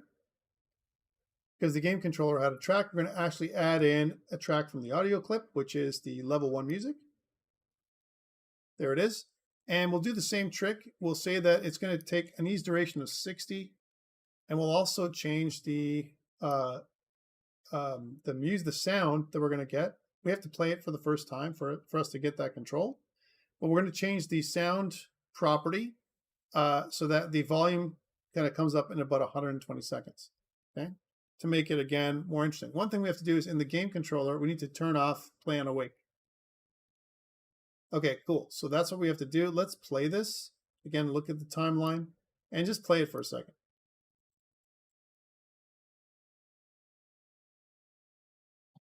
Okay. So what I want is for the volume, again, just like before, I want to make it so that the volume itself as a, and here's, let's put that scrubber back over here. So when I click on the scrubber at, move this over here, at time is equal to 0 frames, I want to take this keyframe for the sound only and bring it down to 0. And again, what I want to do is say by frame 120, I want to be right back up. So I want to add a key, right, which is at frame 120. You can pull the key around, by the way, and move it all the way to the top. There it is. By the way, you can use these Bezier curves to modify the attack, right? So if I want the sound to be kind of low and then move up to here gradually, that's not bad for sound as well. I could also make it kind of attack sharply if I want to, and I can add additional keyframes for me to do this. So curves are awesome because it gives you a lot of control, right? So again, let's try that out. So let's play that. So you can see it gradually increases now to full.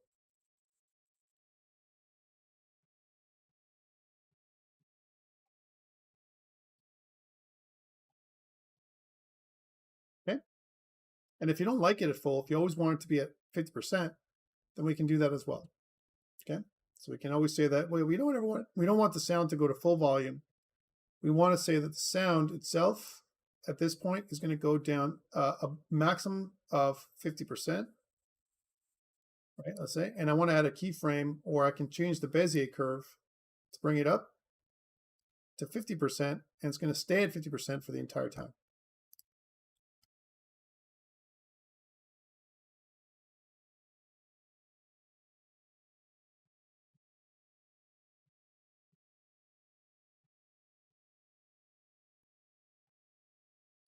You can even go further than this. Let's say, for example, you don't want it to ease in. Let's take the easing away. So no easing.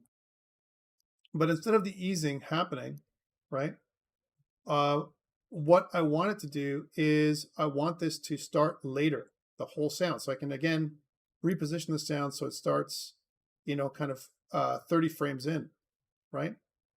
And that's okay, right? Or I can start it before the thing, so I can cut this clip wherever I want it to start, right? That's something I can do as well. So really interesting ways of doing that. I can also crossfade between two different audio clips, right? Where I have kind of a clip in the background, or maybe I want to move to more of a combat clip. I can activate that combat clip anytime I kind of hit a creature. So I come in here and I can say, well, when I get there, activate that clip, right? So it's kind of a thing on the timeline.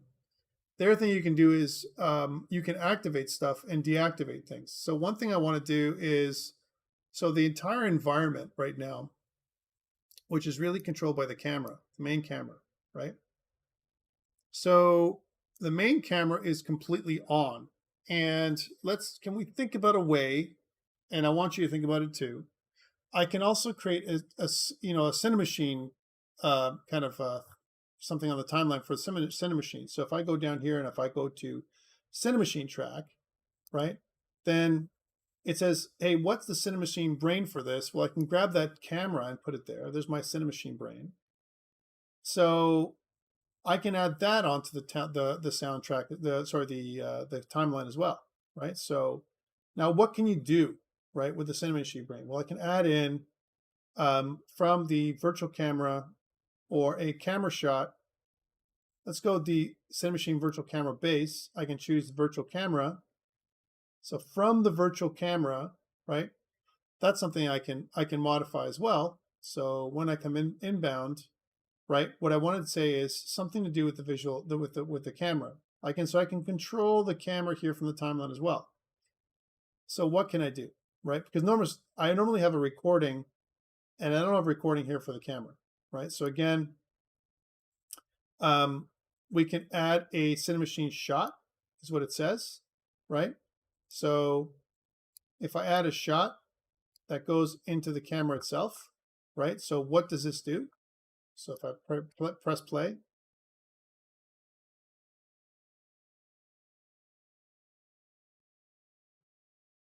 what happens at the end? Well, not really much, right? Because what is the Cinemachine shot we're getting for anyway, right? Well, on the right, again, whenever we add this thing, it says, what is the virtual camera that's being controlled? Well, it's this one, virtual cam, right? So that's the shot. And it says, here's the position. We can modify the position. We also know that it kind of hits the player and all that stuff. So what does it do when it comes to do? What does this mean, this little curve here? So let's try that out.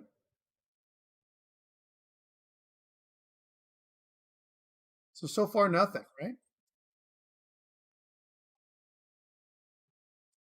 But what if we want to say that when it starts off, then the camera itself is completely off, right? Kind of thing.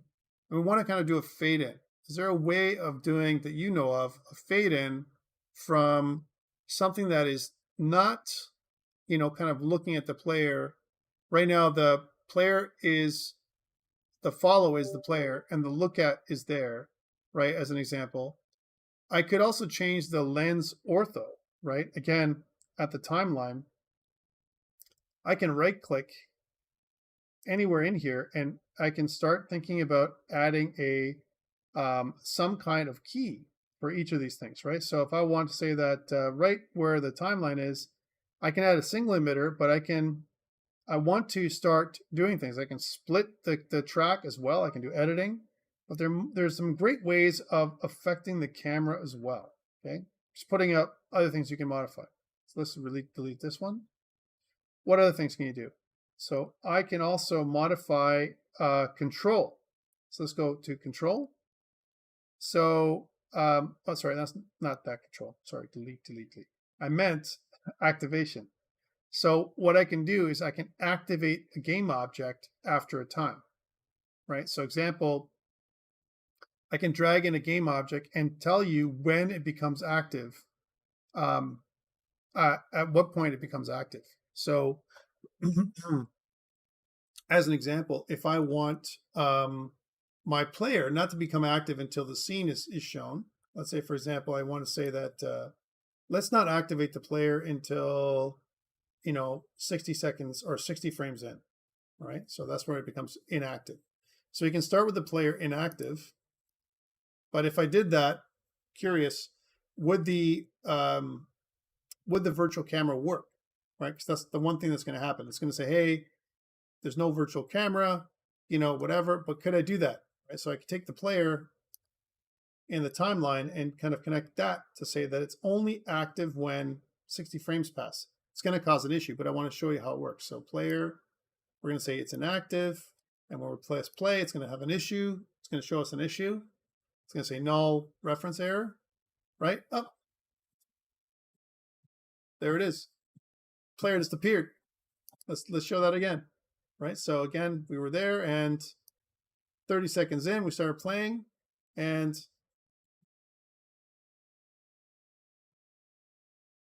right? So you can do a lot of little delays like that. Like for example, let's say I want to make the I want to make the player spawn point, instead of spawning way over there, we want to spawn it way over here and way up here, right? So it drops in, right? Let's do that, and it's going to be active when the 30 frames in.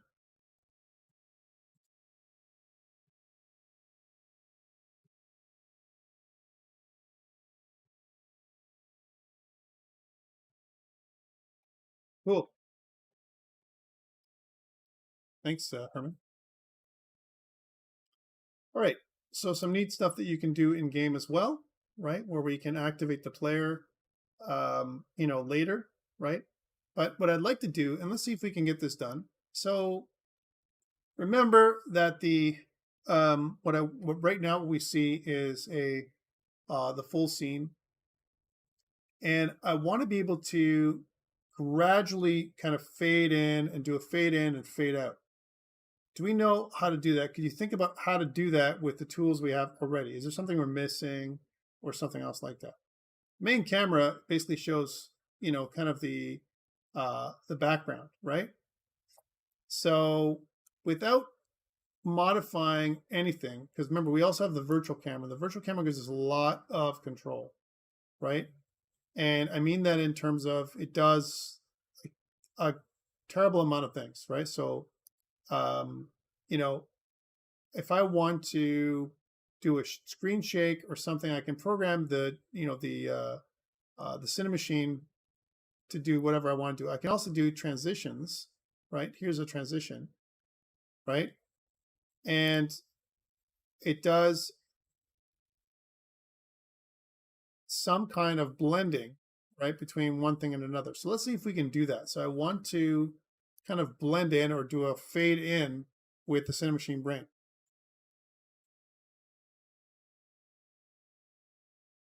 Okay, very cool. I like that. So Kira says you can use multiple cameras, right? And that's great. So how would you do it when you want to use the timeline? So if I had two cameras in the timeline, what would you recommend to fade in? I want to kind of have one camera that's fully, on, and the other one that I guess you're saying fully off. Would you point it somewhere else? Is that what you're saying? You want to crossfade between one camera and the other?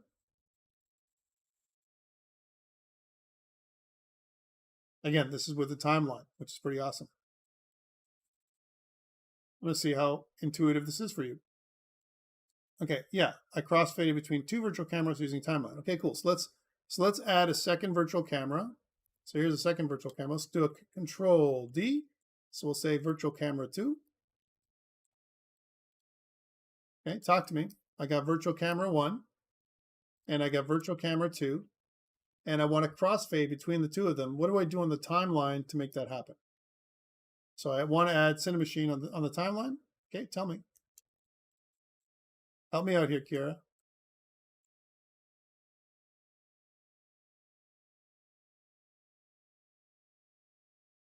Want to crossfade. So okay, so right click on the timeline, right? And I want to add a Cinemachine track, right? Okay, great. I add the Cinemachine brain in there, which is the main camera, correct? Yep. And then I want to add in, right click to add a slot. Here, you're talking about a slot or a shot?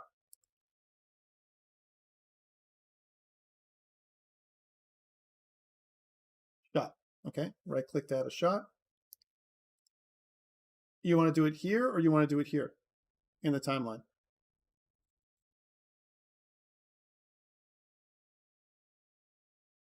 So we're talking about here. Okay, and this would be the first virtual camera. So from this one. And then let's make this smaller. So we'll say for the first bit, it's going to start here. And then what we want to do is we want to crossfade when the player comes into play. It's going to crossfade so the player drops in. Let's say just before the player drops in, something like that. And then the next camera, let's add a Cinemachine shot. And here's the next one. So just when this one comes in, it's going to kind of go from one to the other. And actually, we can make this much longer. It doesn't really matter. And let's drag and drop that camera in, virtual camera 2. Okay.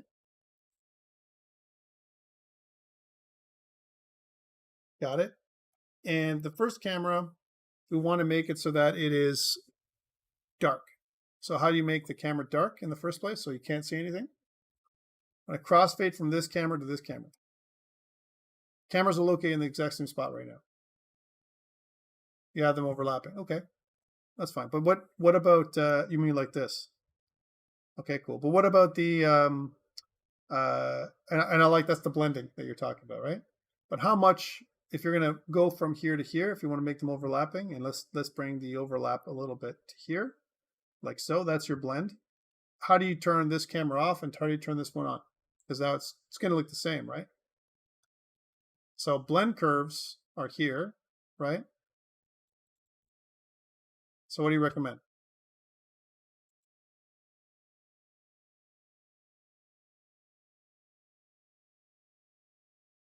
So overlapping is when you kind of move them together. You move those two things together. And you can blend anything like that. You can blend animations. You can blend other stuff as well, right? Like transforms. You can make all kinds of stuff blend. Audio, blend from one audio file to the other. You can have two audio tracks kind of together on one, and you can blend from one audio thing to the other. Right. So what you said was you had the starter camera way over here, right? And but the starter camera doesn't. I'm guessing that that starter camera does not follow the player, right? And then you want to cut to the camera, kind of using the player, and it's going to crossfade from this one to that one. In fact, if you really want to, we can pull out an area where this one is over here, which is pointing to like black space because the default is black, right? And then we want to cut into the player. Let's see how that works. So you didn't make it follow the player at the beginning because that would make it so that it would snap to the player right away. So we don't want to make it follow.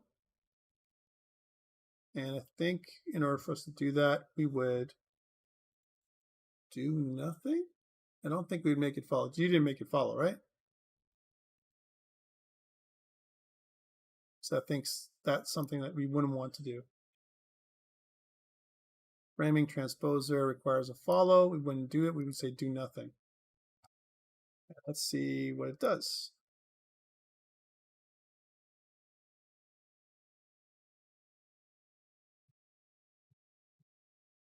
Interesting. Whoa. It went back to nothing. Yeah, it went back to nothing because of our timeline. So our timeline, if one thing we want to do is we want to extend this timeline forever, right? So that the second camera, this one here, it lasts, right now the duration is 309. That's at the end. The blend duration is about 55 seconds and so on. But you want to make this go forever, right? You want to keep it going as long as the player is there, right? So let's take the duration away. See if you can do that. I think there's a way of making it blend forever. Let's just do that. So is it locked?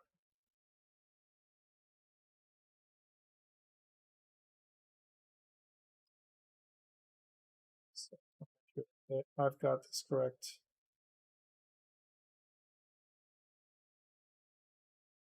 Because this is very short.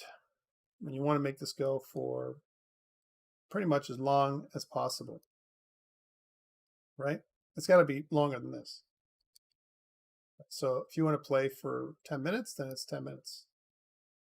But I think there's a way of, when you click onto this thing, you can make it so that it lasts forever.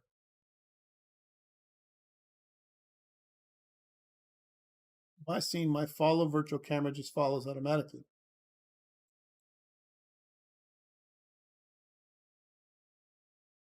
Cinemachine has a thing called storyboard. If you add a cinema, yeah, okay. And that you're talking about for the second camera. So we can add a second extension called storyboard. Yeah, okay. And global mute, show image. Well, that's neat. Aspect bet fit. And what would you do with the storyboard?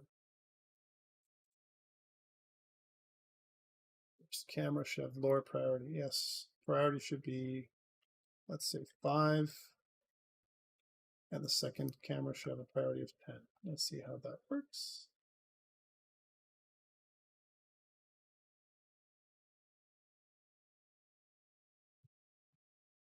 That's not what I expected.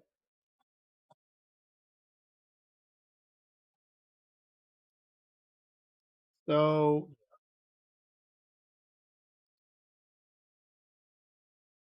that's a 10. But let's move this away, closer. Oh, you put storyboard on this one. Hold on a second. Let's remove that one. So go storyboard, remove components. And well, you want to add storyboard on this one.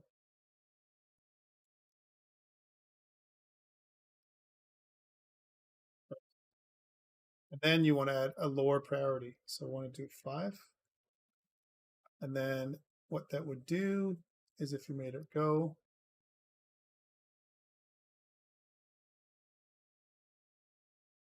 nice. Let's try that again. So fade to white. Boom.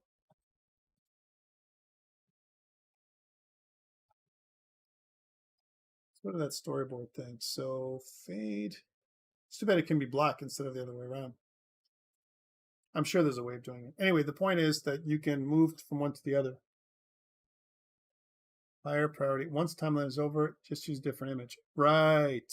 Because the image by default is let's use a texture. So if I was going to use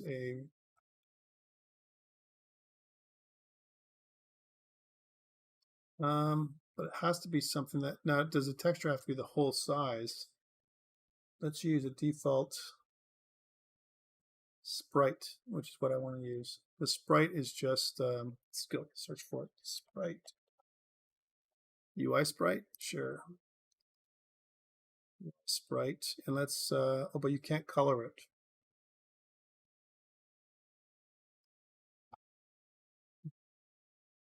Default checker. Let's see if I can get a sprite from our sprites in our tile maps, in the extra assets, and maybe something over here.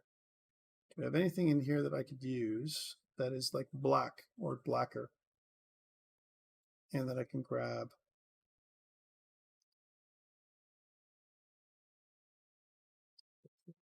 To duplicate this and then drag that into, I'll just drag that into assets for now so I can see it. There it is.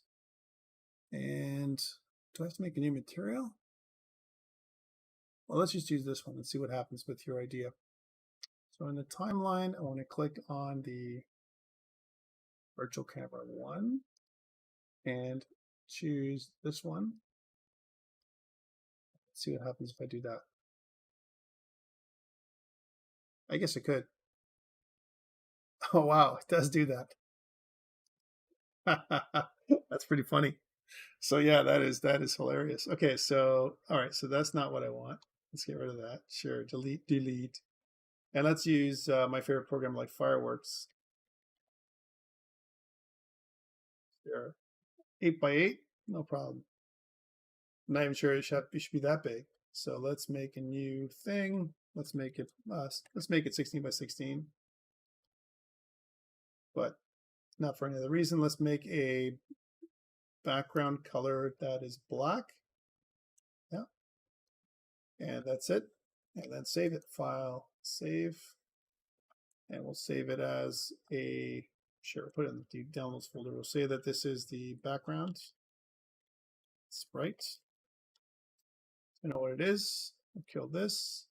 And we'll take that little thing and we'll put it from, that's a little bit overkill, but what the hell. We'll put this under sprites.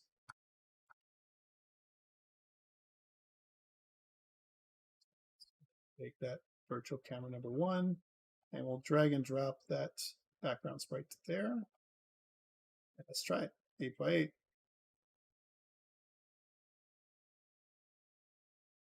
That was weird. Let's try that again.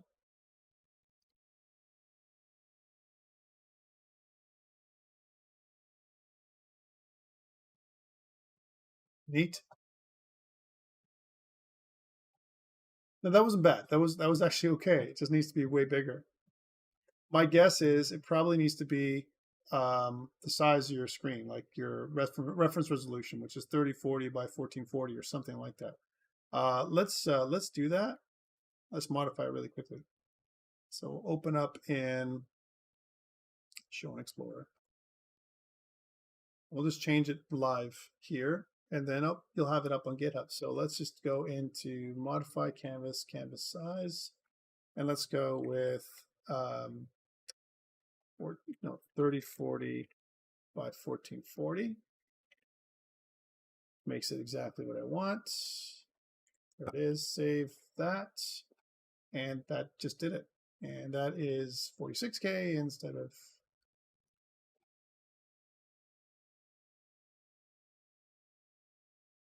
That's fine. So it says it can't be compressed. So we'll say resize algorithm by linear and max size compression none. Okay. And let's go back to that virtual camera and make sure it has it. It does. Play.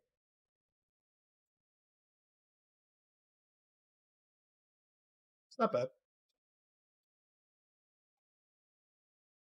So what you can do, if we know that, then we can put this one way up here, kind of aligning with the other ones. What's this? This camera's position is 0. And what's this one? 0 and yeah, something like so 0 and whatever. Let's make it so that this one, wherever well, it doesn't matter, something like up here. Let's try that. So it's going to go zooming down now instead of zooming across. Let's see. Okay, pretty cool. But my concern is that after a while, it'll turn off because let's see the timeline for a second. So timeline, yeah, it goes all the way to like 8,000 frames. And what happens after that? I want to crossfade, but I want to make sure that that virtual camera stays on forever, not just auto create new shots. How do I do that? Save during play.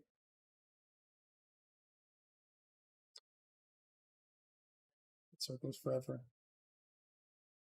The music would also stop after 8400. So how do I make it so that it continues forever?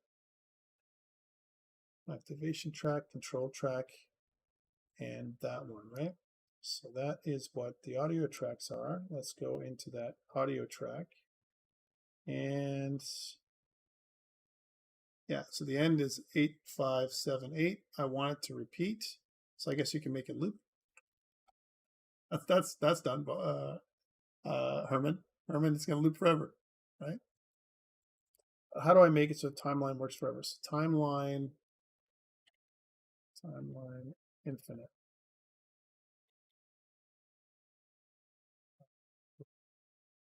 Infinite timeline.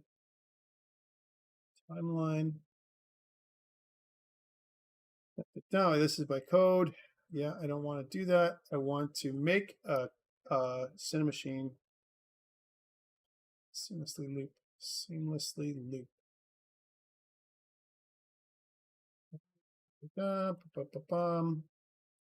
Nope, that's just this. I want to timeline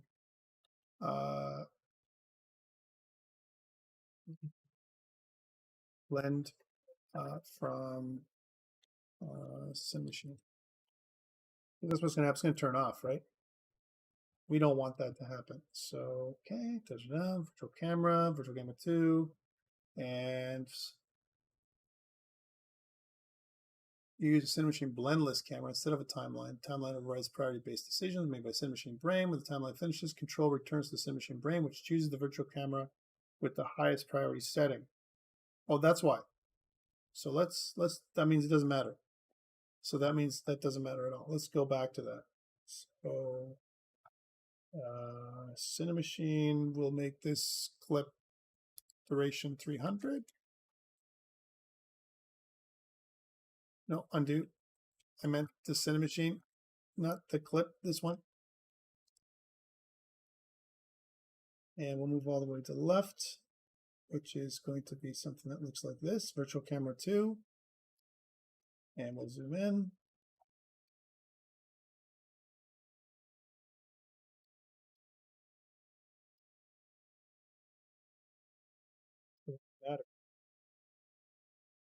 Let's see if that works. I'm just making it small number of seconds so we can see that it continues forever.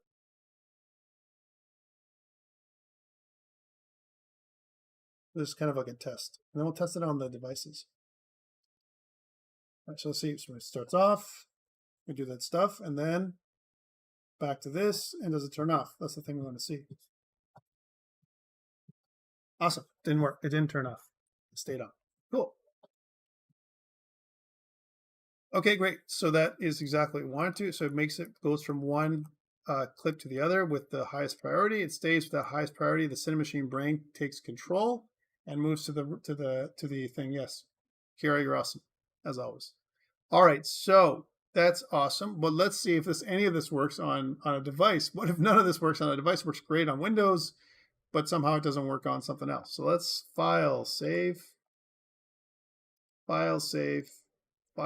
project, and just run that one more time. What the heck was that? Was that a glitch?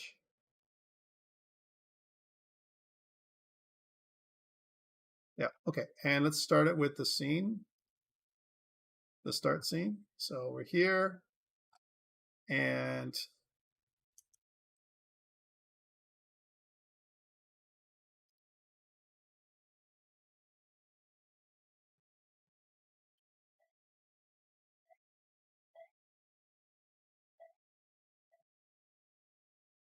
okay, cool. So that works nicely.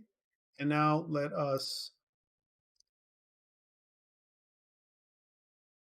put this up on GitHub. So we'll say that we're going to do git add dot git commit -m for message, and we're going to say added timeline to main scene. Done. So that pushes that up. Awesome. And then what I want to do is let's go back in there and build. And I know we haven't taken a break, guys. I'm so sorry. I'm probably not going to today, just to make it nice and easy and give you maybe a little bit more time to do your test. Again, the test is due on Sunday, so lots and lots of time while this is loading. So let's build it for Android. So we're going to go File, Build Settings, and then we're going to go and do a build and run. Again, the default device we're going to choose is Samsung, so we're going to be good there. And we'll do a build and run. It's going to ask us where, new folder, the builds folder. There we go. Open that up and save this as lab 9. Sure. Let's do its thing. So the great thing about this is, and while this is building, we'll have a conversation in a little bit. Hopefully it won't spark out too bad. But the great thing about this is that it allows us control of multiple elements. We saw how I control our camera.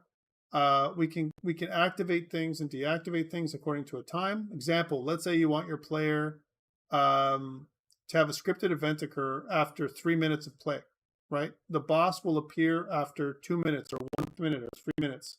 You can activate or deactivate a trap or something after a certain amount of time, okay, or a certain amount of attempts.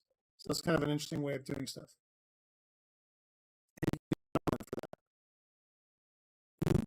Which is kind of, in my opinion, without any script whatsoever, pretty cool. One thing that I was asked for by Maxim in the first section was, okay, what about scripting it? Can you timeline events happen in response to gameplay events? Yes, that's the thing we want to do. But that is the timeline will be, it's marching, right? Timeline keeps going, right?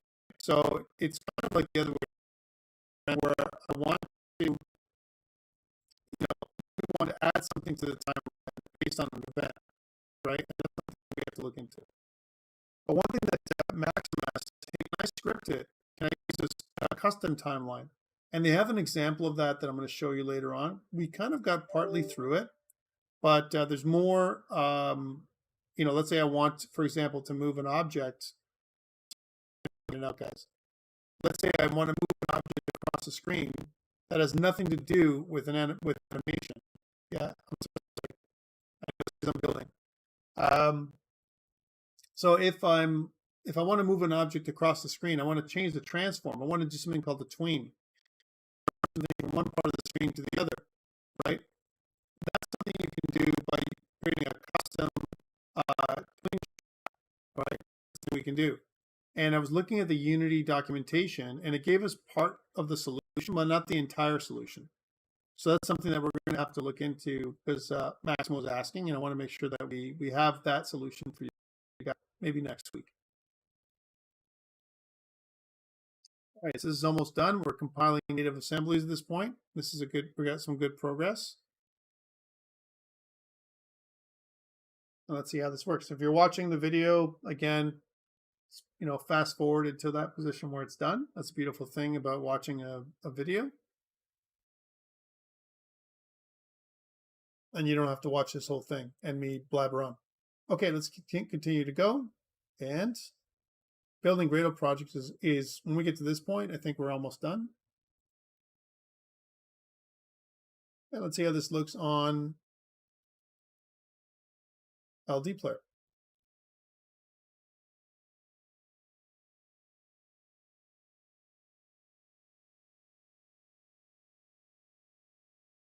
Okay, very good.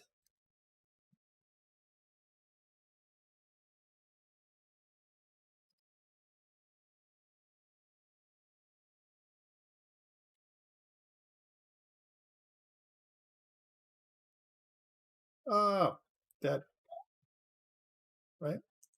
Still have issues with this thing for sure. I mean, the motion is not perfect, but you can hear the sound works okay, and it deployed nicely to device.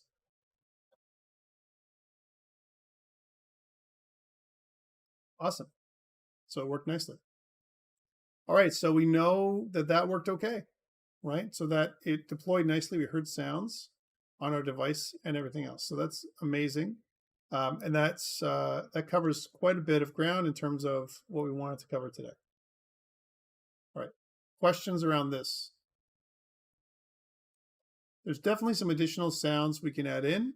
Again, in the main scene, we can totally add sounds when we hit the death plane. We can also, we're missing pieces of our user interface, like for example, our health bar. We can add a custom health bar in here as well. Lots and lots of stuff that we can do to add to this, but we're going to do that next week. I think what I'm going to do is stop a little early this week and stop at now. Give you guys a chance to work on your quiz. Again, the quiz, just to mention from what it was, it's a theory test on platforming, and it is good until this Sunday, but there's nothing wrong with you trying it out if you wanted to today. All you need to do is pull up your PowerPoint slides from Blackboard, and it's about 30 questions. Okay, so I'll give you a chance to do that later on today. Otherwise, that's it for me today, guys. Thank you so much. We talked about two things. We talked about the simple scene changes. We've done that before, and UI animations in the Unity timeline, which we brought in this week. Questions before we go? All right, that's it. I'll end the stream on YouTube, and we will see each other soon. Take care, guys, and see you next week.